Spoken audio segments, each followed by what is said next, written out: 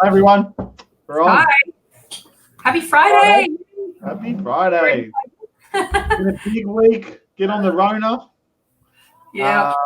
Obviously, for accountants this week, it's been crazy with the JobKeeper. So I thought we'd jump on today and do a little update on the JobKeeper after last week. There's a few more announcements this week, Celeste.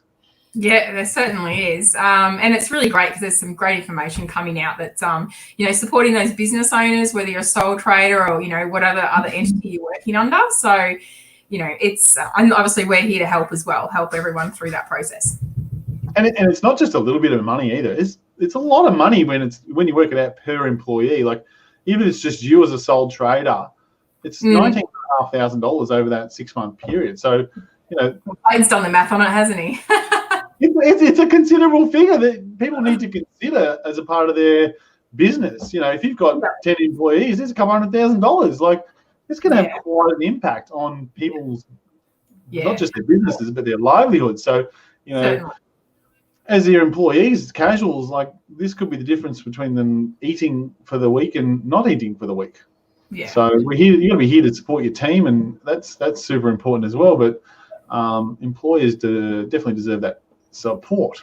Of course, I kind of call this money a bit of free money. So there's always that risk around it. So, and I think that's really important that people understand the risk, as they're going through this application. Yeah, totally. Yeah. Totally. And that free money aspect, we should come back to that. So I think the key for today's quick update is just get these actions done. You've got 7 days to get in and get this stuff ticked off so you get paid in May next month for all the JobKeeper payments for this month. So one of the key things got to be get those up-to-date BAS, tax, STP, get it all firing. Like, yes, there might be some paper ways around it, but it's got to be get that stuff in and up to date as quick as you can. Now, the recommendation has been to not lodge your BAS yet. So I'm not saying you have to lodge it, but have it ready, have it all prepared, know your numbers, know where you're up to. Absolutely. Because when you're applying, if they want something, you've got it on hand. It's ready to go. Exactly. And then when we know when to lodge, so the direction at the moment is to lodge at the end of the month so that then you can get the cash boost refund if you're entitled to the cash boost. If you're not getting the cash boost, probably doesn't matter, just get it lodged. Yeah. The other one is to start notifying all your employees that you intend to participate in the JobKeeper scheme. So if you're going to think you're eligible for the JobKeeper scheme, start getting those employee nomination forms out there. So we've put on the link on the website and this blog post. It's in their emails. We're going to try and get it out there. It's on the ATO's website, obviously, but it's important to get your employees to nominate whether they're in or out of the JobKeeper program, Celeste. Yeah, and this tool is really great because it just makes it really simplistic for business owners to grab it, pass it on to your employee, get them to fill it out, or even you fill it out for them, but get them to acknowledge it and agree and send it back to keep on record. All electronic, no requirement to print out, etc. So you can do it all through your email system. So, the ATO are empathetic with everyone and how we're all operating. So it's really, I think it's great done. So you're just saying when they complete the form online, they can just email it back, and that email counts as that signature to notify you. So you can print that off and keep it all together. You need to keep it for like 5 years. Keep these forms for 5 years. So this isn't something to take lightly. It's going to be a process to make sure you're ticking those boxes to get the forms, but keep them on file for 5 years. With any payroll, you should be keeping it for 7 years anyway. So you should be putting it with your employee docs and putting it all together. You got to enroll for your JobKeeper next week. It starts on the 20th. So Monday. That's when you can enroll through the business portal. So make sure you've got your myGovID set up and ready to roll, and then start your application. Obviously, the minimum $1,500 eligible employee JobKeeper payment needs to be paid each fortnight. So you have to physically pay the money to the employee. You don't just enroll and then get $1,500. You must pass it on. And I believe there's a date for paying the missed fortnights from earlier in the month, Celeste. Yeah, that's before the end of April. You have to have made both of those 2 payments. So all up $3,000 per employee for the month of April. Obviously, if you're eligible and if you're participating, that along those steps. So yeah, absolutely.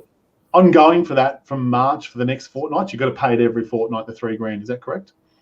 Yeah, absolutely. Yep. Every Yep. fortnight, $1,500. Yes. Yep. Excellent. So just make sure you're aware of that. Subscribe to the ATO for updates. So that's where you're going to get the latest information, not just from us. So they'll obviously keep pumping it out. I believe you might have to log into the ATO business portal on the 4th of May to request your JobKeeper payment. JobKeeper payment, yeah, that comes back to you. So, May the 4th be with you on that one. Hopefully it all comes through and we all get our money. Yes, all there. Hey? All the technologies keeps humming for it. Yes, and it's Friday, so Star Wars humor as well. Yeah. Oh, yeah, I got it. That's okay. Okay, just checking. Recording your income test. So I think one of the ones that's going to be really tough is this GST turnover, a few conflicting reports, initial reports where it's going to be an accrual. Some other big tax places are putting out that it could be cash. Hopefully we'll get some clarity on that by Monday from the ATO regarding your eligible income. So making sure that you've got that you're eligible for the test. So if you had that 30% decline in your income, then you tick in the box and you're eligible for this. So my biggest concern for business owners, Celeste, is, the penalties for getting it wrong. Yeah, and there's such a, like I said, free money, there's risk around that. So getting it wrong could mean that you've got to give it back. Yep. Plus, that plus could be fines, because there's no like, oh, I didn't know. Because, they're informing everyone to make sure that, that eligibility criteria is met before you're applying. So the onus is on you to make sure that is. But how can you mitigate that risk? Obviously, you can work with, tax agents. So, our clients can come to us, or anyone can come to us for that assistance, and we can offer that service to you to go through the application process for JobKeeper to make sure you're meeting that eligibility all the way through. And so, yeah, like $19,500 per employee is a lot of money to get now. But if you get it wrong and you got to pay it back, well, that's a lot of money to pay back. And, there's obligations. If you're not doing them properly, you could get caught out. And that's why the whole point of keeping this information for 5 years. So keeping your income tests, keeping your payroll data, keeping your employees' notifications, keeping it all for 5 years so that if you get audited, you're ticking that box, because the ATO, just so much data matching technology going into this sort of stuff now. Like if you're doing it by paper, someone's probably going to have to scan their eyes over at the ATO and it might get caught early. But if it's all done by digital technology, single touch payroll makes it real easy for the ATO to catch up. Yeah.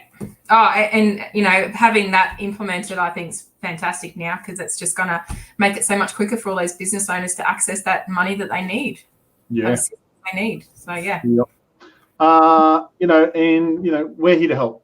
So, engage us. We can get a quote if you want. Ensure that you're getting it right to start with. Making sure that if you're not sure, come see us and get that reassurance and a quote, and we can even help you get it done so that you're ticking that box. Absolutely. All right. Is it beer o'clock? Definitely beer o'clock.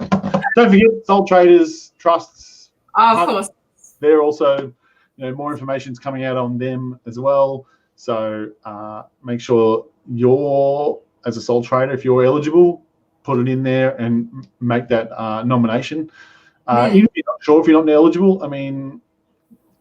talk to your accountant, ring them up, double check, reassure yourself. If you need the commissioner's discretion, like I've had a lot of clients ring me up and they're not sure, they're new in business, or their business has gone through a tough time, or might have had a growth period. So they're like, oh, it's not equaling out. Well, there are other options there with the commissioner's discretion. And so utilizing your accountants, talking it through, talk to your mentor, talk to somebody, and have a good weekend. It's just started. I'm sure I'll be working this weekend, so. Finish early. Kind of. And next week. So just do that one thing and get those letters out, those acknowledgements to your employees this weekend. Really important, so that you get your file ready for Monday. Yeah, and then next week we've got our Ask Us Anything again. Yep. So if you want to ask us anything, whether you're a client or non-client, it's free Friday. Book it in. It's on the website to book in now. Look for the Ask Us Anything book that in. If you're just not sure on anything regarding, could be the JobKeeper, could be your stimulus, could be business, could be anything, buzz us. Next week, we're going to have a workshop. We're just putting that together now, so hopefully we'll release that over the weekend. We'll have another workshop for you on Thursday or Friday, Celeste. I think it'll be Thursday. End of the week. Finalising it. This is all part of the fun, isn't it?